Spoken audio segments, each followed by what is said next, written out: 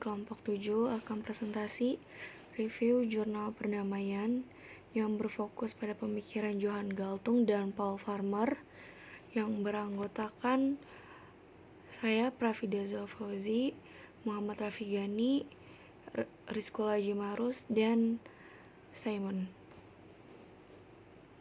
Jadi kami mulai dari bagian pendahuluan terlebih dahulu. Umumnya ketika kita bicara soal perdamaian, yang langsung terbayang adalah tidak adanya perang atau konflik bersenjata. Tapi sebenarnya dalam jurnal ilmu sosial dan politik, makna perdamaian itu jauh lebih luas.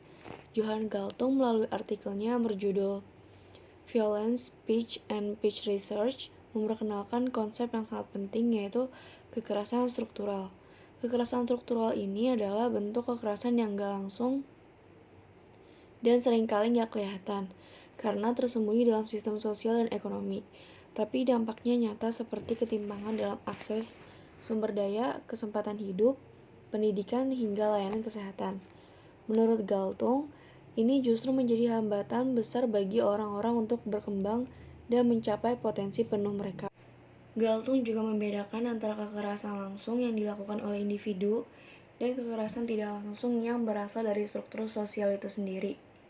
Maka dari itu, dia menekankan pentingnya yang disebut perdamaian positif, yaitu perdamaian yang dicapai bukan hanya dengan menghindari kekerasan fisik, tetapi juga dengan memperbaiki struktur sosial yang tidak adil.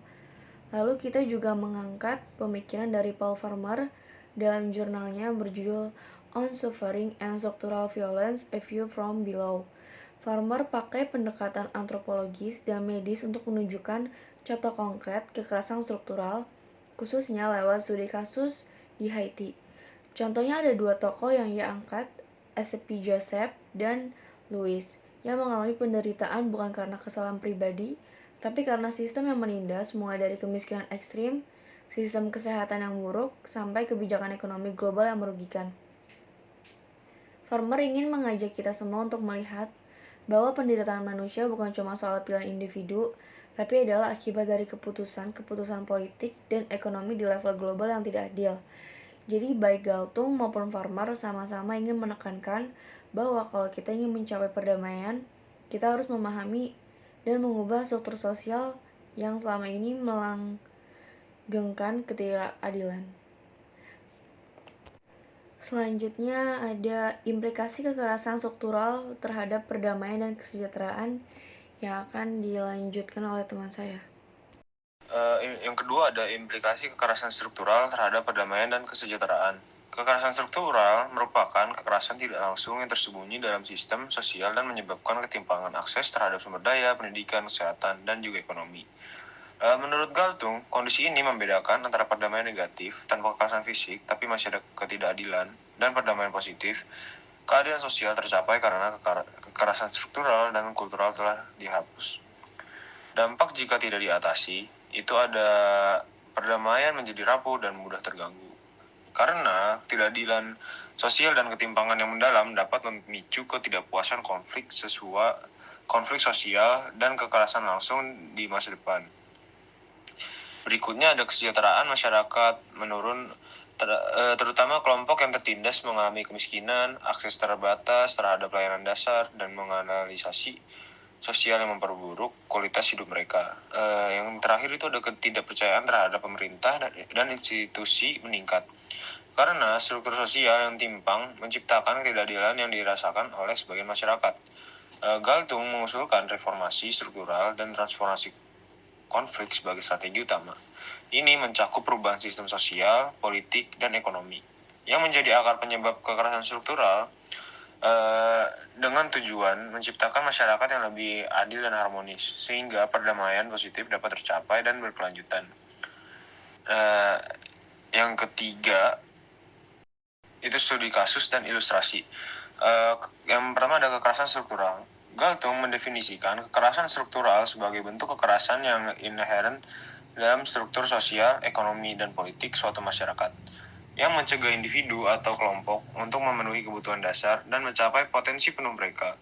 Karena kekerasan ini dicirikan oleh absennya pelaku langsung yang dapat diidentifikasi, namun dampaknya berupa kemiskinan, kesenjangan akses terhadap sumber daya, diskriminasi, atau menganalisasi sama merusaknya dengan kekerasan fisik. Galtung menekankan bahwa kekerasan struktural merupakan hambatan fundamental bagi terwujudnya perdamaian positif, yaitu kondisi di mana keadilan sosial dan kesetaraan terpenuhi. Paul Farmer di dalam artikelnya On Suffering on Structural Violence, View from Below, menyajikan ilustrasi konkret mengenai kekerasan struktural melalui studi kasus penderitaan di Haiti. Farmer berargumen bahwa banyak kondisi yang secara konvensional dianggap sebagai penderitaan alamiah, misalnya penyakit menular, kelaparan, sebenarnya merupakan manifestasi dari kekerasan struktural. Ia menunjukkan bagaimana kemiskinan ekstrim di sistem kesehatan yang tidak memadai, kebijakan ekonomi yang merugikan, dan ketimpangan kekuasaan global yang secara langsung berkontribusi pada kerentanan dan mobilitas populasi yang terpinggirkan. Bagi Farmer, penderitaan individu tidak dapat dipisahkan dari konteks sosial politik yang lebih luas, di mana struktur yang tidak adil secara sistematis menghasilkan kerugian bagi kelompok tertentu. Berikutnya ada kekerasan kultural. Galtung memperkenalkan konsep kekerasan kultural sebagai pelengkap kekerasan struktural. Kekerasan kultural mencakup unsur budaya seperti agama, ideologi, bahasa, dan ilmu pengetahuan yang digunakan untuk membenarkan dan atau menormalkan kekerasan langsung dan struktural. Hal ini membuat kekerasan tampak wajar dan mengurangi kepekaan masyarakat terhadap penderitaan. Paul Farmer, meskipun tidak menyebut istilah tersebut secara langsung, menggambarkan kekerasan kultural dalam konteks penderitaan masyarakat miskin yang distigmasi dan disalahkan atas kondisi mereka, budaya yang abai terhadap ketidakadilan, atau memandang penderitaan sebagai sesuatu yang tak terelakkan, turut memperkuat kekerasan struktural. Farmer menunjukkan bahwa penderitaan seringkali merupakan akibat dari interaksi sistem sosial yang menindas dan narasi budaya yang membenarkan ketidakadilan, penyakit, dan bisa dicegah dengan mencerminkan kegagalan sosial bukan hanya medis. Baik Galtung maupun Farmer menekankan bahwa memahami penderitaan memerlukan analisis menyeluruh terhadap struktur dan budaya yang mendasarinya. Perdamaian sejati hanya bisa tercapai dengan menghapus kekerasan yang tersembunyi di balik norma dan sistem sosial yang tidak adil. Itu di sini ada tantangan dan solusi. Tantangan utama yaitu kekerasan struktural yang gak kelihatan susah banget nemuin siapa yang salah karena masalah nyelip di sistem kayak kebijakan, ekonomi, dan struktur sosial. Terus yang kedua ada ketidakadilan yang udah dinormali budaya, stigma, stereotip, dan anggapan kayak kemiskinan karena malas, bikin ketimpangan dianggap biasa saja.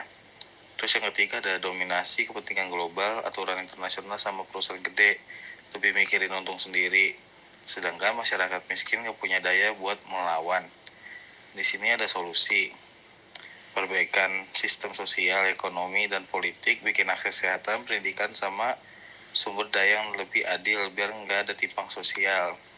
Terus yang kedua ada cara pandang lewat edukasi, lewat media, dan kampanye biar stigma dan stereotip bisa hilang dan orang lebih paham soal akar ketidakadilan.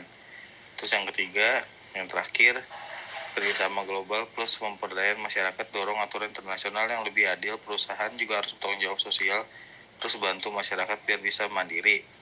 Dan di sini ada kesimpulannya kayak Galtung dan Farmer memperluas makna perdamaian dan menyoroti kekerasan struktural dan kultural yang tersembunyi dan sistem sosial dan budaya.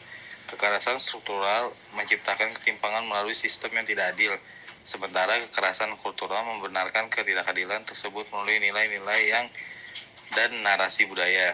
Keduanya menegaskan bahwa perdamaian sejati hanya dapat tercapai jika struktur dan budaya yang menindas diubah secara sistematik. Untuk itu diperlukan reformasi sosial, edukasi publik, dan kerjasama global guna mewujudkan masyarakat yang adil dan setara dan sejahtera. Sekian dari presentasi kami kelompok 7.